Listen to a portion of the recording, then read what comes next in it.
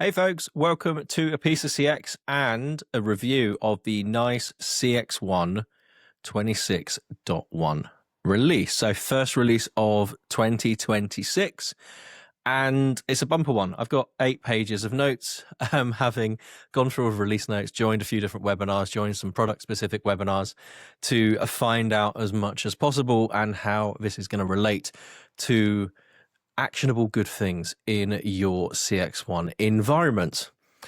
So no more top 10s, no more how many things can I do in 10 minutes. We're just going to go through things and see what we come up with. First thing I'm going to say is every release, there is a section within release notes that gets updated from time to time, which is called release adjustments. It's well worth going and taking a look at that, as there'll be times where you think something's coming, and then you go and read that bit and it's like, actually, that's not coming to a cumulative release, or that's not made this release.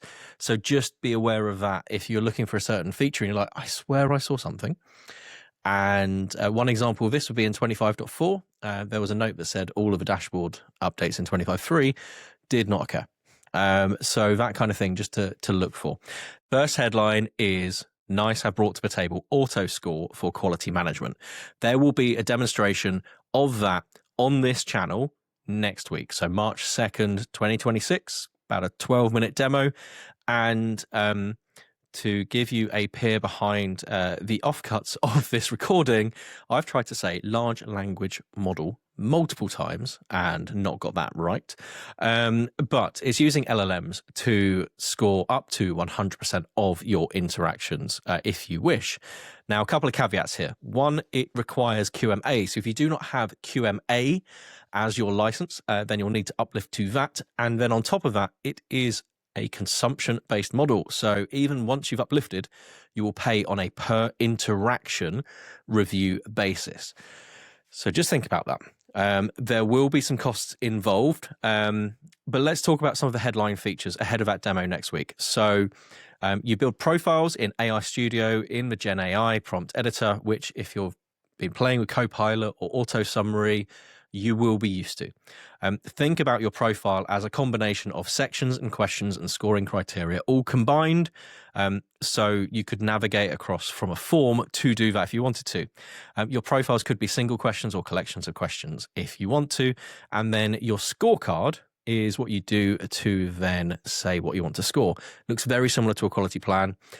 From being on a webinar last week, that is on purpose so that you are familiar with it, and it makes a lot of sense. And you can add as many of these profiles as you want to, it seems, to a scorecard.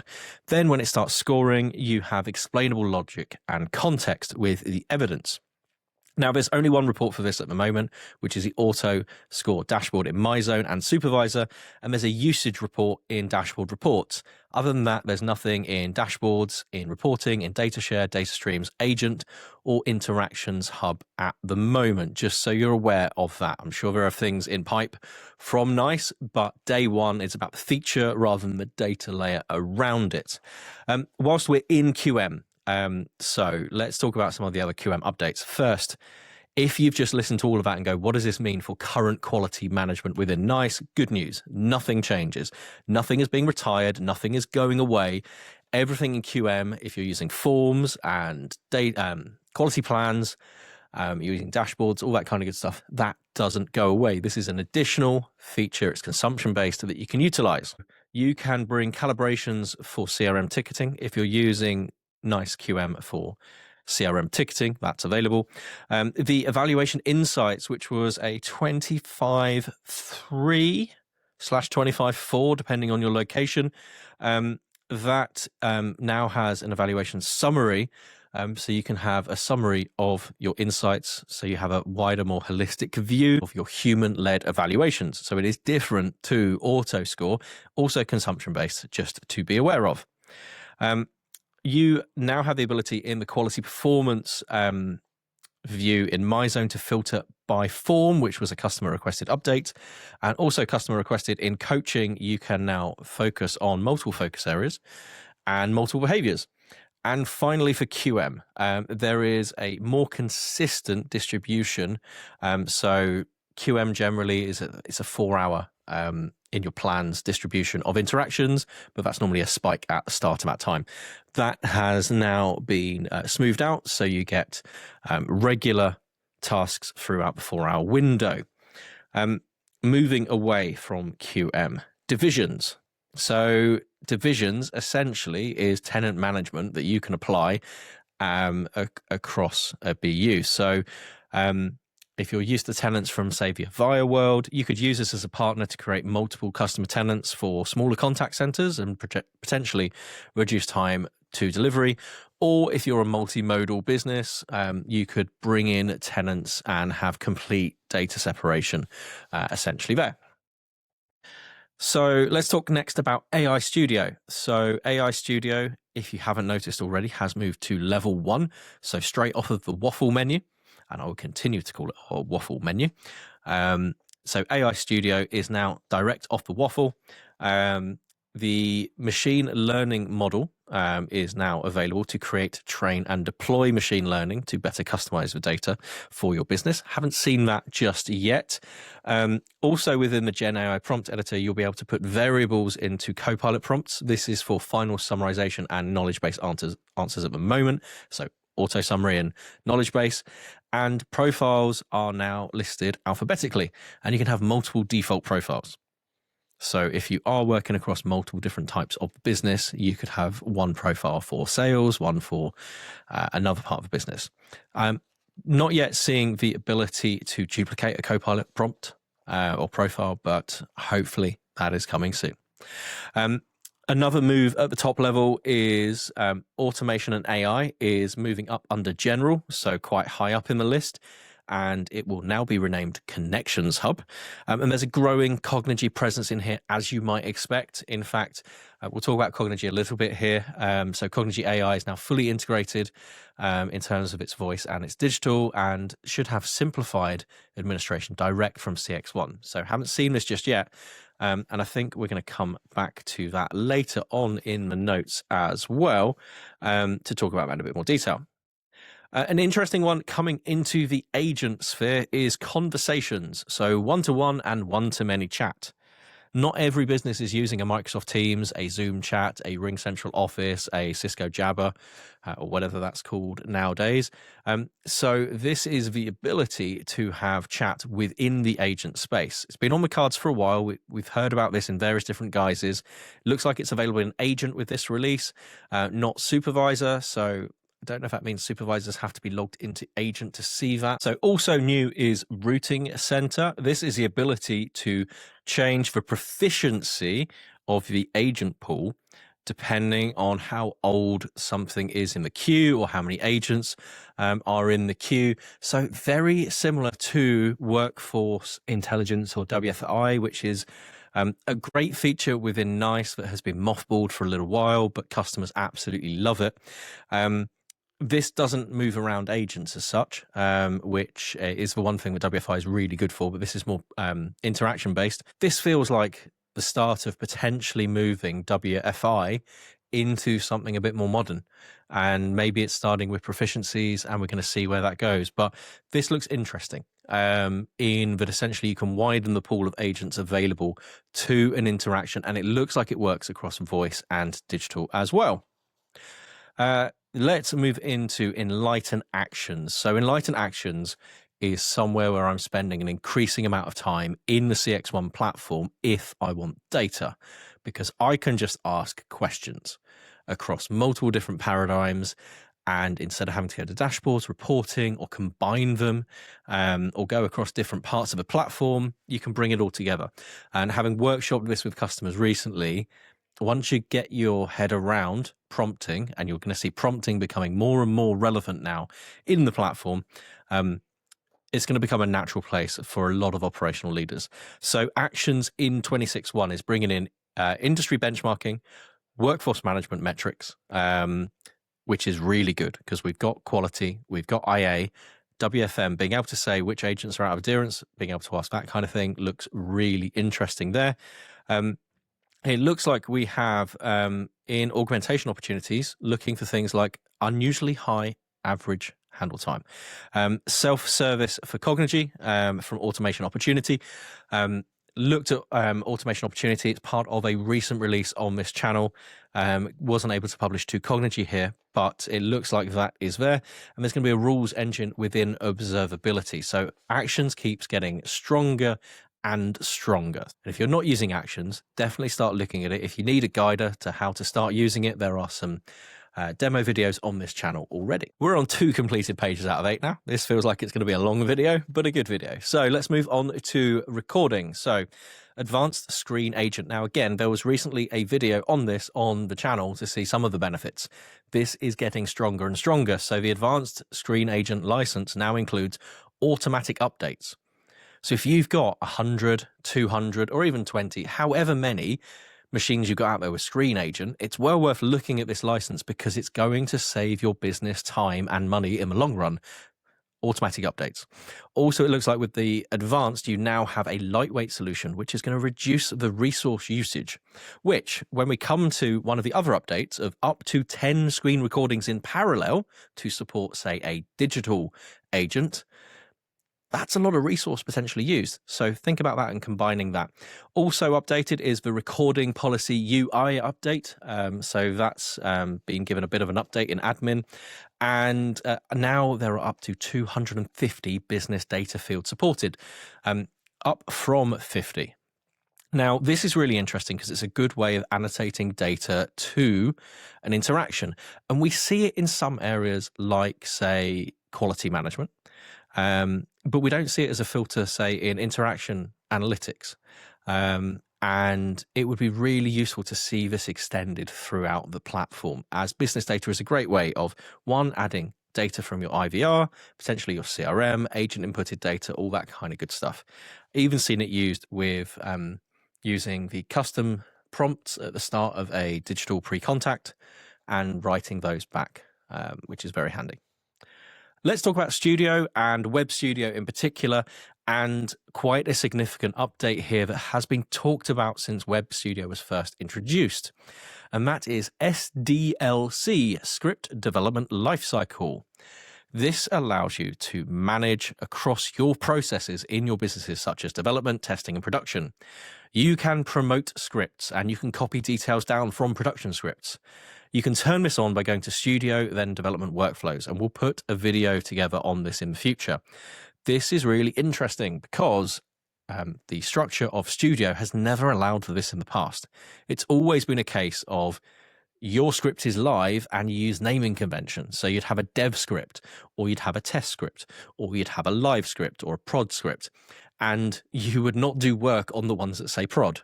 And you would do work on ones that are dev, but then to promote it, all you would do is duplicate it. This allows you to use known methods within other coding tools to essentially promote. So it should mean cleaner scripting as well.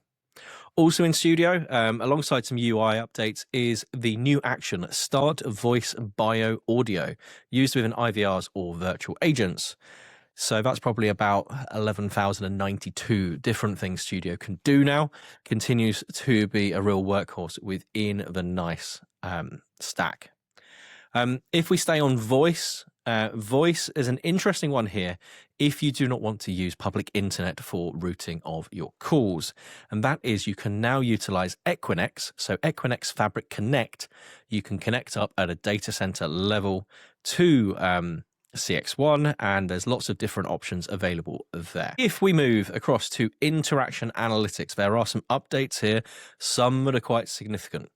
Firstly, if you need to support the Welsh language, which apparently NiCE now needs to, probably from recent wins in the UK public sector area, Welsh interaction support is now being introduced for language processing. Now, that's not all aspects of IA. There are some parts of it that do not support it just yet, and this doesn't change the look and feel. Everything stays in English there, essentially, but it does bring in language processing, so more on that to come, I suspect. One significant one, which customers using IA will rejoice, is that the transcription engine is being updated to what's known as version 11. This is the same transcription engine that has been supporting Copilot and was recently updated in Copilot in the last couple of releases. So transcription in IA has at times been a little bit inconsistent, I'm going to say. You could find yourself creating quite a lot of corrections.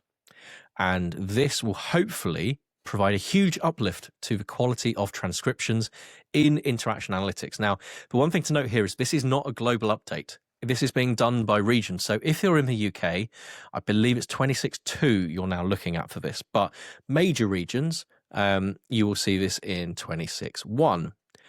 Topic AI. I still think of it as a subset of interaction analytics because that's where it started life, but it is really now in AI Studio. So we'll move that in the 26.2 chatter. This now allows you to move sample data directly from an interaction analytics dataset into Topic AI, which I guess means you've got more control over what samples you use for Topic AI. And it's also now allowing for up to 40,000 interactions to be tested. So greater sample sizes as well. Staying within Topic AI, we also have the utilities vertical now available out of the box. What I would say about these are they're good as a start, but use them as a template to hone and improve based on the verbiage of your business. Topic AI is now also allowing you to create your own level 1 categories for intents and actions and naming, restoring, removing to the top layer as well. Let's move on to Copilot. So one of the elements of Copilot is auto summary, and the agents will now be presented with a retry option for up to 3 times. If an auto summary fails to occur after that 3rd time, you get an error message.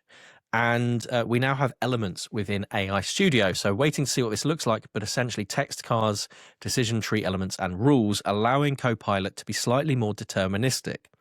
So instead of it just being out to an LLM we go, there'll be certain processes, certain things we will use to give the agent very structured guidance. Going to transcription, so we talked about it for IA. The transcription engine is also looking to provide a word and utterance level confidence scores available in real time and post call. Waiting to see what that looks like on the platform itself. And if we move across to reporting, for the data download and custom reports, so these are areas of reporting that are generally used more so by legacy customers. They focus more on the legacy digital channels and your voice channel.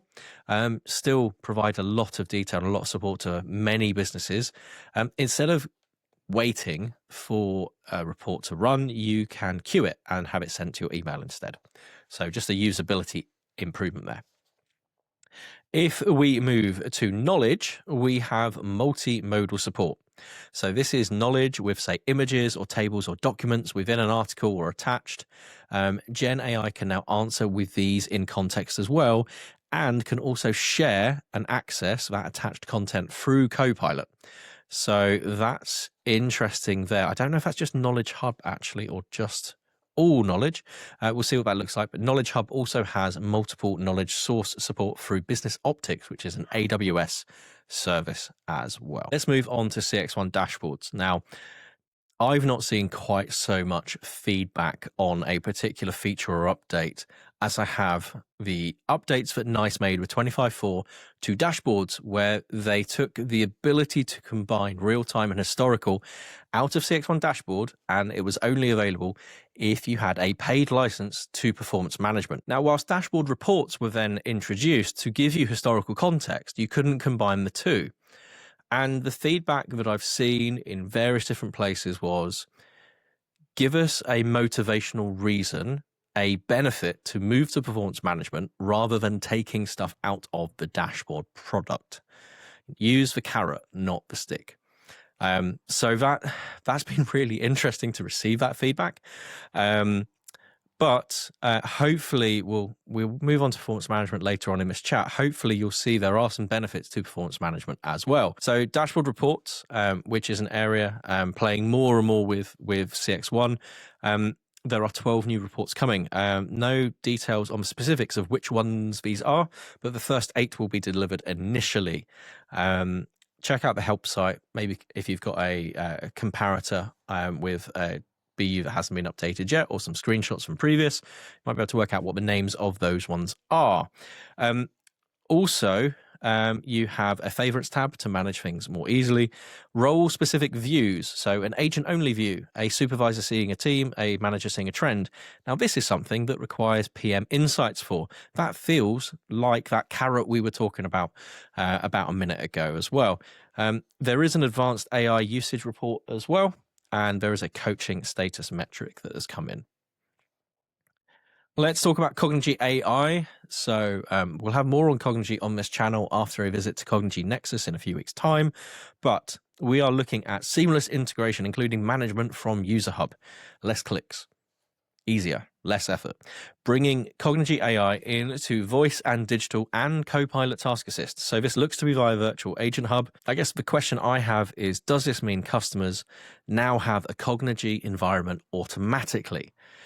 It kind of looks like it does. If you delve into, say, actions and the automation piece, there's an API link there to Cogni. It suggests you're going to get one automatically. And if that is the case, then NiCE have just made the path to adoption for customers and partners a lot easier. So a big thumbs up for that. Let's move into data policies. And data policies, there's a video from a few months ago now, maybe even nearly a year ago, thinking about it. Big fan of data policies. It's an add-on to an interactions hub recording license, essentially. But they're now offering the ability for a trial experience. So we talked earlier about how dashboards wasn't brilliantly received. This is a great idea. Try before you buy. Unlimited use of the data erasure policy to get your hands-on experience before you buy. There are also criteria supports and APIs that have been made available. And data policies, if you're not looking at it yet, is a great way of managing data across your CXone estate. Another interesting piece and another big thumbs up for NiCE here is Monitoring Gateway is now GA. These are 4 different products under the guise of Monitoring Gateway. So we have voice quality metrics, voice diagnostics, monitoring gateway subscriptions, and log reader. Now, this is really interesting if you want more data about the SIP level and voice quality troubleshooting. So if you're an enterprise supporting voice users across working from home, offices, different locations, different geographies, it's well worth looking at this. And we have another free trial here. NiCE are giving away a 15-day free trial of voice quality metrics. This is a great initiative, and this is a great way of showing how you can get customers onto the product. In fact, I remember there being some feedback from a partner a few years back about how if you don't know about something on CXone, having a way of knowing is always a good thing. And the Supervisor application does this with the diamonds, where you can go and click on a video. And one of the partners once suggested, why don't we just have all of the icons available and you gray them out? So then you're aware that you could potentially do something. That may be an idea to look at in the future, because there's so many things on the truck. But I think this approach of giving 15 days so you can get into voice quality metrics and understand what it looks like before taking out a license is a really, really good idea. And we'll try and get a demonstration of that up on the YouTube channel at some point in the near future. We are at 30 minutes of recording on this. These releases keep getting bigger and bigger. I'm hoping you're not at 30 minutes because I have a lot of cutting to do on the editing floor, but let's move across to digital experience. So digital experience now have priority management within skills, just like voice and legacy skills have. The maximum priority is 1,000, and you must have integrated matching enabled on your BU. You can still use digital experience for case priorities. So there's the routing engine on digital experience, but the recommendation is now to use your ACD and studio config moving forward. There's also improved integration with Interactions Hub, so better search for digital, easier to manage sensitive data, message content, and attachments. Going to be interesting to see what this looks like, but given we expect to see data policies extended to digital in 2026, this feels like a natural first step. Also within digital experience, email support is now offered via Microsoft Graph API. This is for outbound only at the moment, but if you have some struggles with OAuth, then this is an option for you. And the redesigned chat interface is now default for new chat channels. You can revert it back to the old one, but the new one is much cleaner, Takes up a lot less space and loading time on screens. Well worth looking at. And if you haven't played with Guide, check out a previous demo on this channel on that. We're in the home straight. We're on to page 6 of 8. And we're going to move across to CXone Agent. So some significant changes here in terms of naming convention. It got a little bit messy within CXone Agent. We now have 3 flavors: Agent, Workspace, Basic. This was previously just known as CXone Agent. It's voice, digital, and customer card. So your base level is still very, very potent. We then have Agent Workspace Advanced, which is basic plus the enhanced customer card. So the enhanced customer card went into a controlled release last summer. So that is now something you can add in. And then we have Agent Workspace Premium, which is advanced plus desk. So the full ticketing and case management solution and the ability to have guided scripting. So if you don't want to use Copilot and wanted very much more structured approach, then you'd look at guided scripting within Premium. You have desktop profiles now in GA as well. This allows you to hide aspects and configure defaults for your agents. Noise cancellation is now also available, but check your ACD permissions as this will be disabled by default. And the recommendation is wired USB headsets. Check out my previous video from about a year ago on why Jabra is a good pick here with some of the native call control options it has there. On the CRM integration updates, more fields are available for dynamic data mapping, and you can now add things such as call duration. And we have some accessibility improvements to bring everything in line with WCAG 2.2 AA standards. You can also preview images in email. Previously, as an agent, you'd have to download things locally, which does not feel like a great idea. And attachment sizes increases to an overall 100 meg, however you build that up. If we move to feedback management, these updates are due in March. Things such as PII masking in comments and translation services of comments and surveys now includes the ability to add Amazon instead of just Google. Let's move to ACD. So we have unified quick responses. This is a move of digital quick responses and rich messages into one UI. ACD quick replies are not migrating. They are not supported by your digital experience channels. They are for legacy. So you would recreate these in the new format for digital experience. This feels like a natural aggregation of a couple of different areas to bring all of your messaging responses into one place. So very welcome, as it's going to reduce a bit of effort for administrators. Also in ACD, you need unique names now for points of contact and skills. Previously, you could have a name repeated, but for reporting purposes, that is now a need to split. And you have the ability to have agent level after contact work. This is ideal for per agent management. So in a skill, you have your post contact. You would set this on a per agent level. Ideal for agents with cognitive load requirements, where they need more wrap time, where they have heavy admin, but you don't want to change it for everyone in the skill. And you can also allow or prevent transfer based on hours of operation profiles. Dev1 integrations. One of the ones mentioned by NiCE on their webinars was Emotech. Now, on the surface, it sounds very similar to what Cogni AI and other parts of the platform does in terms of conversational AI, analytics, speech to text, text to speech. But Emotech has a strong focus in the Arabic and South Asian languages, including being able to deploy locally in the UAE as well for data sovereignty reasons. So that's something to bear in mind if you have a need to support those languages. Elsewhere in the platform, business continuity is now in a GA state. So if you do need to have multiple areas of CXone for business continuity support, that is all available. And there's a whole host of reporting capabilities around that now. If we stay in admin, we have the ability to remove the marketing panel. So if every time you log into NiCE, you don't want to see the advert for whatever the next event is, you can remove it. Now, what I would have done here as well would also be to customize your own. You don't have that. So you can remove it, but you can't update. So if you want to get rid of inviting all of your agents to go to NiCE World in Florida, you can do that if you want to. You can also externally app launch from CXone for reduced effort and in employee templates. And interestingly, someone's already pointed this out to me on a previous video. You can now add ACD skills to employee templates, which feels like a big win for those adding agents and adding skills. That used to be quite a few clicks. Let's move on to Supervisor and Copilot for Supervisor. Firstly, if you have the performance management license, you can give an award from live monitoring. So you could be listening to a call and give someone an award, which is cool and in the moment.